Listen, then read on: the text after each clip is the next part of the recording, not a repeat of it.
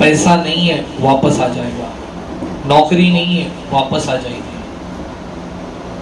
اگر فائنینشلی کچھ تکلیف آئی ہے نا تو وہ دور ہو جائے گی، لیکن اگر رزق اٹھا لیا گیا، گھر میں جھگڑا کریں گے کہ گرم کھانا چاہیے، پھر وہ جب نوالا بنائیں گے تو نوالے پہ بھوگیں گے، کیوں بھوگ رہے ہو؟ کھانا گرم ہے۔ تو جب کھانا ٹھنڈا کھانا تھا تو گرم کا مطالبہ کیوں تھا؟ یاد رکھیے، کھانا ہو یا پانی ہو، اس میں پھونکنے کی ممانعت ہے، منع کیا گیا ہے۔ بیٹا ایک بات یاد رکھنا، اپنے گھر میں جا کر کے اپنے ماں باپ سے بھی کہنا، یہ تو دسترخوان پہ گرنے والی لقمے کی بات ہے نا، ہوتی ہے، کھلی بات ہے، کوئی شرم والی بات نہیں ہے جو میں کہہ رہا ہوں، لیکن تم نے کبھی غور کیا مولوی کی تنخواہ کم ہوتی ہے لیکن اس کے گھر میں برکت بہت ہوتی ہے؟ تو دیکھ کے ہنسنے لگا، کہا رے میں 100 روٹیاں کھاتا ہوں، آپ نے 2 روٹیاں رکھی ہیں، اور اس کا نتیجہ یہ نکلتا ہے کہ آمدنی بہت کم ہے لیکن برکت بہت زیادہ، اس کے گھر میں کھانے پینے کی برکتیں خوب ہوگی۔ کبھی اس کے گھر پہ جاؤ، اللہ کی نعمتیں کھانے ملے گی، جبکہ آمدنی بڑی کم۔ بسم اللہ الرحمن الرحیم۔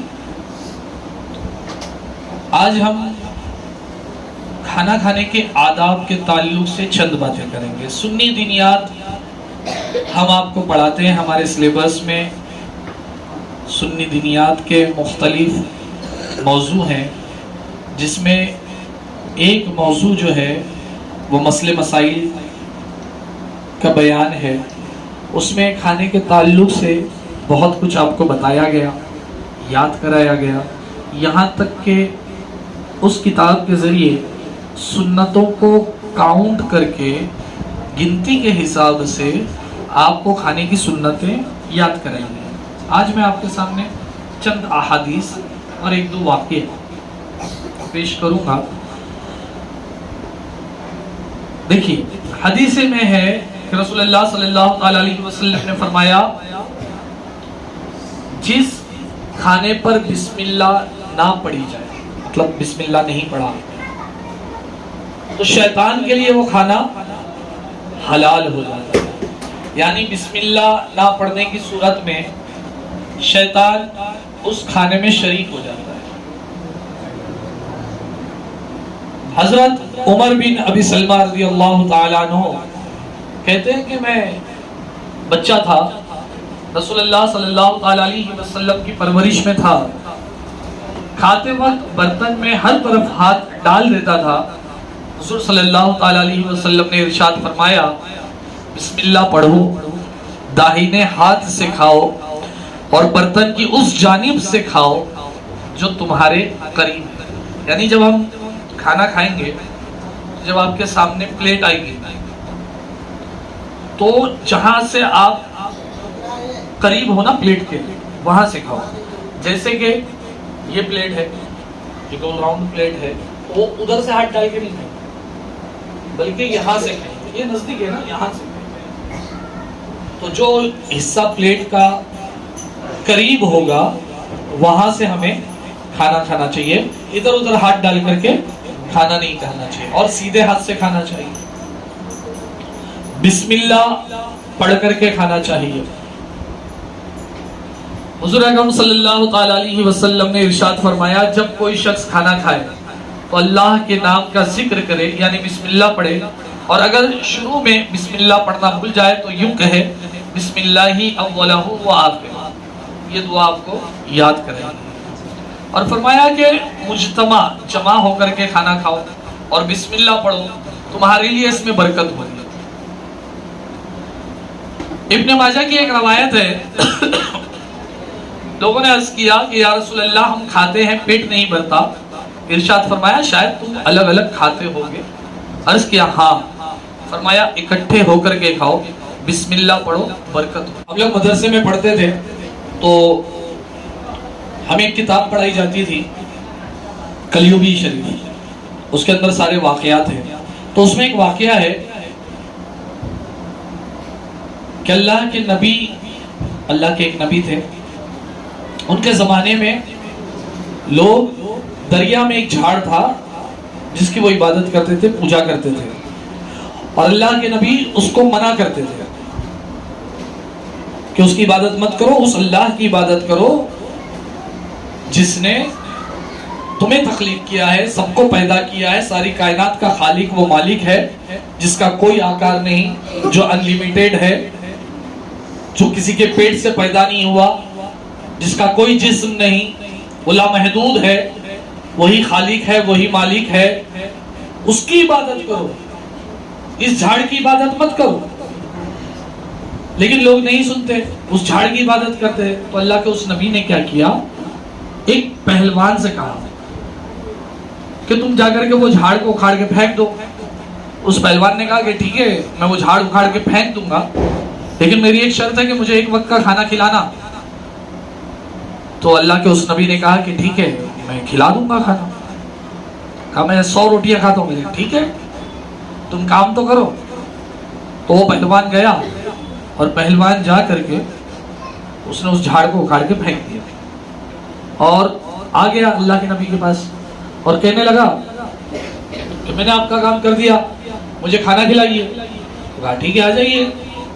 اب کھانا کھانے جب وہ بیٹھا تو اللہ کے نبی نے کیا کیا، 2 روٹیاں اس کے سامنے رکھی، اور جو بھی دال سالن وغیرہ جو بھی ہوگا وہ پیش کی۔ تو وہ دیکھ کے ہنسنے لگا، کہا ارے میں 100 روٹیاں کھاتا ہوں، آپ نے 2 روٹیاں رکھی ہیں۔ کہا 100 روٹیاں بھی آ جائیں گی، پہلے تو اس کو تو ختم کر، پہلے اس کو ختم کر۔ بولے ٹھیک ہے۔ جیسے اس نے ہاتھ بڑھایا، اللہ کے نبی نے ہاتھ روک دیا، کہا نہیں، ایسے نہیں کھاتے۔ بولے پھر کیسے کھانا ہے؟ کہا پہلے جو میں پڑھتا ہوں وہ پڑھ۔ بولے کیا پڑھنا ہے؟ کہا کہ پڑھو بسم اللہ الرحمن الرحیم۔ اس نے پڑھا بسم اللہ الرحمن الرحیم۔ کہا اب شروع کر کھانا۔ اب اس نے کھایا، 1 لقمہ، 2 لقمہ، 3 لقمہ، 4 لقمہ، 5 لقمہ، 1 روٹی ختم۔ پھر شروع کیا دوسری روٹی، 1 لقمہ، 2 لقمہ، 3 لقمہ، چھوڑ دیا، 1.5 روٹی پہ چھوڑ دیا۔ بولے پیٹ بھر گیا میرا۔ پیٹ بھر گیا؟ تم تو 100 روٹی کھانا، پتا نہیں آج 1.5 روٹی میں پیٹ بھر گیا۔ تو اس واقعے سے پتا چلتا ہے کہ جو نبی اکرم صلی اللہ تعالی علیہ وسلم نے ارشاد فرمایا کہ جس کھانے پر بسم اللہ نہ پڑھی جائے اس کھانے میں شیطان شریک ہو جاتا ہے۔ اور وہی لوگوں نے عرض کیا نبی اکرم صلی اللہ تعالی علیہ وسلم سے کہ یا رسول اللہ، ہم کھانا کھاتے ہیں مگر پیٹ نہیں بھرتا، تو اس لیے نہیں بھرتا کیونکہ تم بسم اللہ نہیں پڑھتے ہو۔ سرکار نے فرمایا کہ تم شاید الگ الگ بیٹھ کے کھاتے ہوں گے اور بسم اللہ نہیں پڑھتے ہوں گے، تو اس کھانے سے برکت اٹھا لی جاتی ہے جس کھانے پر بسم اللہ نہ پڑھی جائے۔ تو جب بھی آپ کھانا کھایا کریں تو بسم اللہ پڑھ کر کے کھانا کھایا کریں۔ اگر آپ نے ایسی کھایا تو بس کھاتے رہ جاؤ گے، پیٹ نہیں بھرے گا، ہمیشہ سے ایسا لگے گا کہ ارے یار باقی ہے، ٹھوستے رہو گے۔ اس کو کھانا نہیں کہیں، ٹھوستا کہتے ہیں۔ فرمایا کہ سرکار دو عالم صلی اللہ تعالی علیہ وسلم نے فرمایا کہ جس کھانے پر اللہ کا نام ذکر نہ کیا گیا ہو وہ بیماری ہے اور اس میں برکت نہیں، اور اس کا کفارہ یہ ہے کہ اگر ابھی دسترخوان نہ اٹھایا گیا ہو تو بسم اللہ پڑھ کر کے کچھ کھا لے، اور دسترخوان اٹھا لیا گیا ہو تو بسم اللہ پڑھ کر کے انگلیاں چاٹ لے۔ کیا سمجھے؟ بسم اللہ پڑھنے بھول گئے تو وہ جو دعا ہم نے آپ کو یاد کرائی ہے وہ پڑھ لے بسم اللہ والی۔ اب بسم اللہ بھی کھانا بھی ختم ہو گیا، پھر یاد ہے ارے یار آج تو بسم اللہ نہیں پڑھا، تو کیا کریں گے؟ جو انگلیاں ہیں نا، انگلیاں بچی ہوئی جس میں کھانا لگا ہوا ہے، اس کو بسم اللہ پڑھ کے چاٹ لیں گے۔ اچھا ایک بات اور یاد رکھیے، ہمارے اسلام نے جتنی چیزیں بتایا نا اس میں اتنی حکمت ہے کہ ہم اور اب سوچ بھی نہیں سکتے۔ دیکھیے جب کھانے کو بیٹھیں گے تو الگ الگ نہیں بیٹھیں گے، سب ساتھ میں بیٹھیں گے، یہ تو پکا ہے۔ جب سب ساتھ میں بیٹھیں گے تبھی برکت ہوگی، ورنہ تمہارے ابا تمہارے بھائی کتنا بھی کما کے لے کے آئے برکت نہیں ہوگی، ہمیشہ پریشان حال جاؤ گے۔ دوسرا یہ کہ جب کھانے کو بیٹھیں گے، چاہے گھر میں بیٹھیں چاہے دعوت میں بیٹھیں، تو جب کھانا شروع کرنا ہوگا نا تو بسم اللہ زور سے پڑھیں گے، بسم اللہ زور سے پڑھیں گے۔ اب کیوں زور سے پڑھیں گے؟ اس لیے زور سے پڑھیں گے کہ ہو سکتا ہے تمہارے بازو والا بسم اللہ پڑھنا بھول گیا، تو تمہارا بسم اللہ سن کے اس کو بھی بسم اللہ پڑھنا یاد آ جائے اور وہ بھی بسم اللہ پڑھ لے۔ لیکن کھانے کے بعد کی دعا آہستہ پڑھیں گے۔ اب کیوں پڑھیں گے وہ آگے بیان میں آئے گا۔ وہ اس لیے کہ ایسا نہ ہو کہ ابھی وہ کھانا کھانے کا باقی ہے اور تمہاری دعا سن کے سمجھا نہیں اب تو ہو گیا، وہ بھی پھر دعا پڑھ کے اٹھ جائے۔ تو کتنی چھوٹی چھوٹی چیزوں کا خیال رکھا گیا ہے، اگر اس پر ہم عمل کریں گے تو انشاءاللہ ہمارا ہی فائدہ ہوگا۔ نبی اکرم صلی اللہ تعالی علیہ وسلم نے ارشاد فرمایا کہ جب کھانا کھائے تو داہنے ہاتھ سے کھائے اور پانی پیے تو داہنے ہاتھ سے پیے، اور فرمایا کوئی شخص بائیں ہاتھ لیفٹ ہینڈ سے کھانا نہ کھائے پانی نہ پیے، کہ یہ طریقہ شیطان کا طریقہ ہے۔ اور فرمایا کہ 3 انگلیوں سے کھانا کھانا سنت ہے۔ کیا فرمایا نبی اکرم صلی اللہ علیہ وسلم نے؟ کہ 3 انگلیوں سے کھانا کھانا سنت ہے، اور یہ 3 انگلیوں سے کھانا کھانا یہ انبیاء کرام علیہم السلام کی سنت ہے۔ اب 3 انگلیوں سے کھانا کھانا کیسا؟ جی بالکل صحیح، الحمدللہ، جو ہم نے آپ کو بتایا ہے آپ کو یاد ہے، بہت بہتر۔ یہ انگوٹھا استعمال کریں گے، شہادت کی انگلی استعمال کریں گے، اور یہ بیچ والی، یہ 2 انگلی کو چھوڑ دیں گے، اس طرح سے لقمے بنائیں گے۔ اوکے، اچھا، بہت سارے لوگ پورا ہاتھ سان دیتے ہیں، وہ طریقہ بھی غلط ہے۔ 4تھی انگلی کو ضرورت پڑی تو استعمال کر لیں گے، لیکن حتی الامکان ہماری کوشش ہونی چاہیے کہ 5ویں انگلی استعمال میں نہ آئے۔ اس کا فائدہ بہت ہے۔ دیکھیے کھانا جو ہے وہ چبا کے کھانا چاہیے۔ اب جو 5 انگلی سے کھاتا ہے نا، وہ ایسا اٹھاتا ہے پورا لقمہ منہ سے گھپ کر کے ڈالتا ہے، ہضم کر لیتا ہے، تو ہضم ہی نہیں ہوتا وہ کھانا، مطلب سیدھا حلق کے نیچے اتار دیتا ہے وہ۔ اب وہ جب کھانا نیچے جاتا ہے، اکھا کا اکھا جائے گا تو ہضم کہاں سے ہوگا؟ اب جب کھانا تھوڑا ہوگا، لقمہ چھوٹا ہوگا، تو اچھے سے چبا کر کے اندر جائے گا۔ جب اچھے سے چبا کر کے وہ اندر جائے گا تو اچھے سے وہ ہضم بھی ہوگا۔ تو 3 انگلیوں سے کھانا یہ سنت ہے۔ فرمایا کہ 3 انگلیوں سے کھاؤ کہ یہ سنت ہے، اور 5 انگلیوں سے نہ کھاؤ کہ یہ اعراب گواروں کا طریقہ ہے۔ نبی اکرم صلی اللہ تعالی علیہ وسلم نے انگلیوں اور برتنوں کو چاٹنے کا حکم دیا، اور یہ فرمایا کہ تمہیں معلوم نہیں کہ کھانے کے کس حصے میں برکت ہے۔ حضرت ابن عباس رضی اللہ تعالیٰ عنہ کہتے ہیں کہ حضور صلی اللہ تعالی علیہ وسلم نے کھانے اور پینے میں پھونکنے سے ممانعت فرمائی ہے، منع کیا ہے۔ کھانے اور پینے کی چیزوں میں پھونکنے سے منع کیا گیا۔ خاص کر کے لوگ چائے میں پھونکتے ہیں، چائے بولیں گے گرم چاہیے، لیکن جب وہ چائے گرم آتی ہے تو اس میں پھونکیں گے۔ ابھی کیوں پھونک رہا ہے؟ بولے ٹھنڈی کرنا ہے۔ ابھی جب ٹھنڈی کرنا تھا تو گرم چائے کیوں لیا؟ گھر میں جھگڑا کریں گے کہ گرم کھانا چاہیے، پھر وہ جب نیوالا بنائیں گے تو نیوالے پہ پھونکیں گے۔ کیوں پھونک رہے ہو؟ کھانا گرم ہے۔ تو جب کھانا ٹھنڈا کھانا تھا تو گرم کا مطالبہ کیوں تھا؟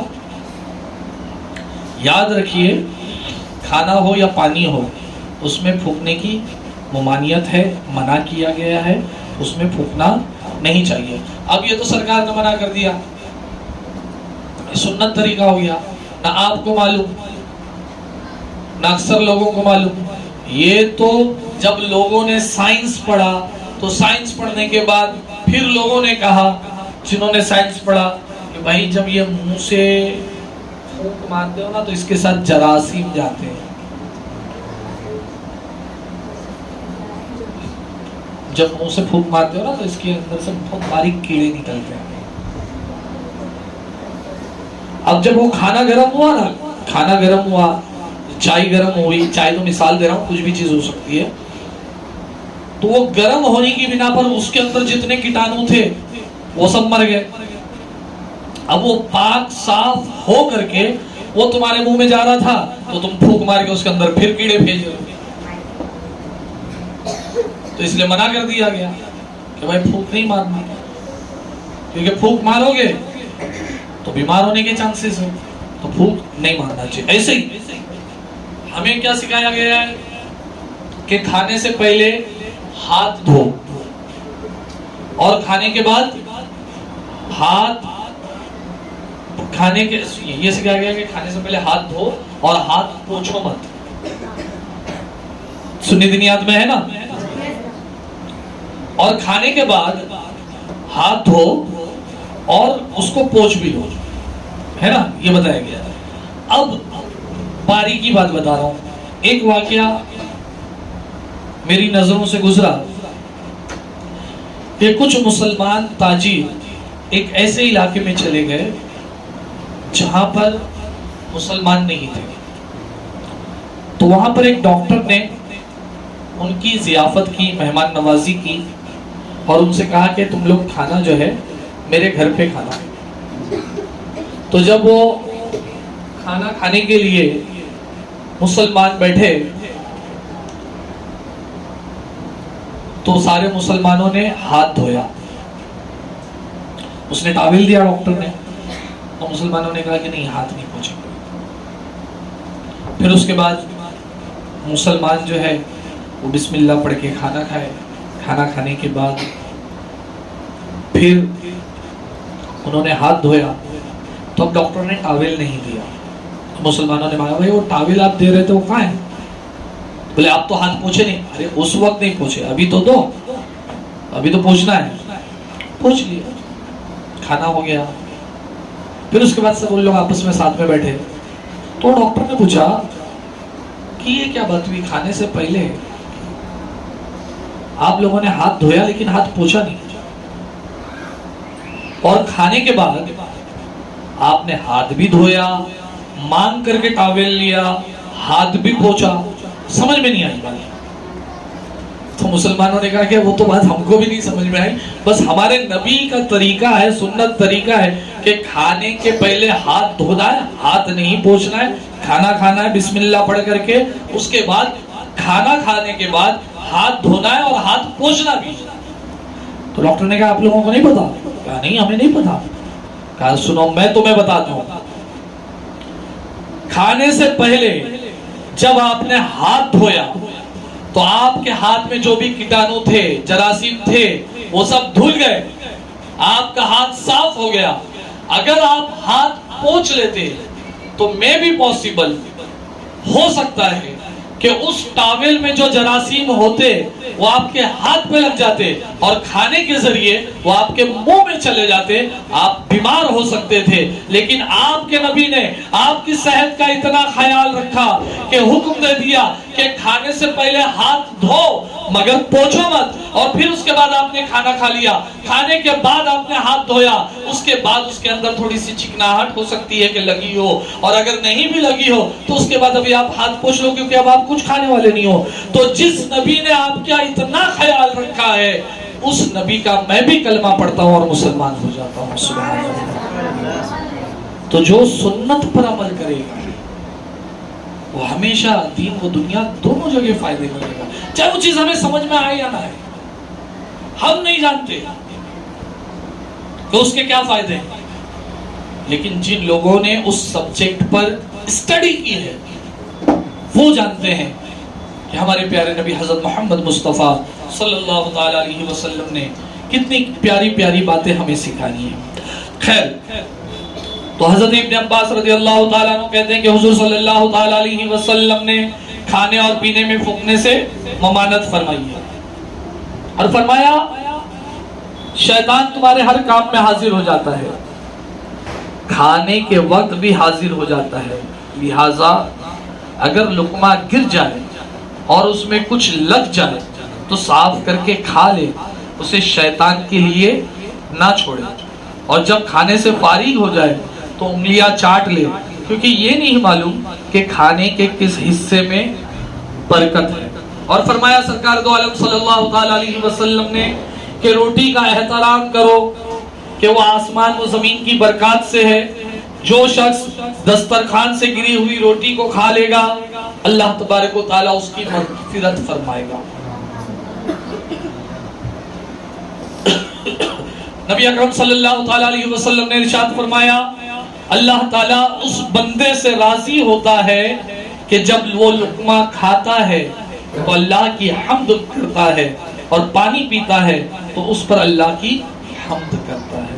بیٹا ایک بات یاد رکھنا، اپنے گھر میں جا کر کے اپنے ماں باپ سے بھی کہنا، یہ تو دسترخوان پہ گرنے والی لقمے کی بات ہے نا، اکثر گھر والے کیا کرتے ہیں، دیکھیں اتنا تو ہونا چاہیے سب کے گھر میں کہ 4 آدمی ہے نا تو 5 آدمی کھا سکیں، اتنا کھانا تو ہونا چاہیے کہ کبھی بھی کوئی مہمان آئے تو ادھر ادھر جھانکنا نہ پڑے، کھا لینا چاہیے۔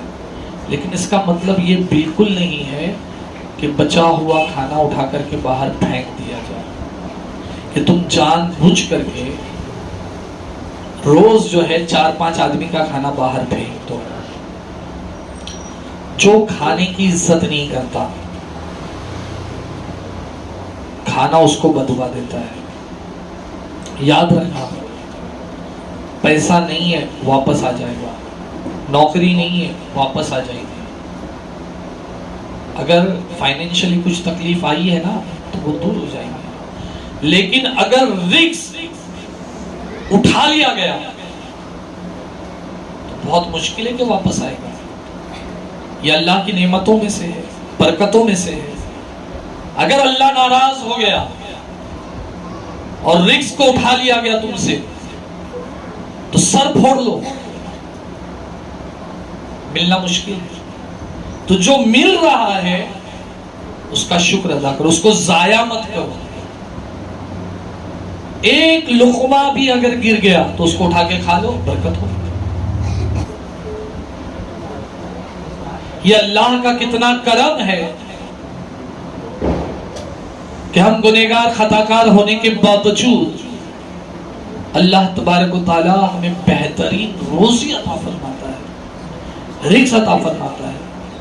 تو یہ ہم سب پر لازم ہے کہ وہ چاہے ایک لقمہ ہی کیوں نہ ہو اس کی قدر کریں۔ اچھا کبھی آپ لوگوں نے غور کیا، ہم لوگ مولوی لوگ ہیں، ہماری تنخواہیں بہت کم ہوتی ہیں، کھلی بات ہے، کوئی شرم والی بات نہیں ہے جو میں کہہ رہا ہوں، لیکن تم نے کبھی غور کیا مولوی کی تنخواہ کم ہوتی ہے لیکن اس کے گھر میں برکت بہت ہوتی ہے۔ اگر تمہارے کو دیکھنا ہے نا تو اپنے یہاں پہ ابھی 11ویں شریف کا ٹائم ہے تو ختم قادریہ رکھ کر کے مولانا لوگ کو بلا لو، قرآن خوانی رکھ کے مولانا لوگ کو بلا لو، میلاد رکھ کر کے مولانا لوگ کو بلا لو، اور پھر اس کے بعد کھانا رکھو، اور پھر دیکھو وہ کھانا کیسا کھاتے ہیں اور تم کیسا کھاتے ہو۔ جب وہ کھانے کو بیٹھیں گے تو وہ ساری سنتوں پر تو عمل کریں گے، لیکن ایک خاص سنت جس پر ان کا عمل ہوتا ہے اس پر دھیان دینا، وہ یہ ہے کہ کھانے کے بعد ان کی پلیٹ ایسی لگے گی جیسا کہ دھو کر کے کوئی گیا ہے۔ کبھی آپ نے دھیان دیا؟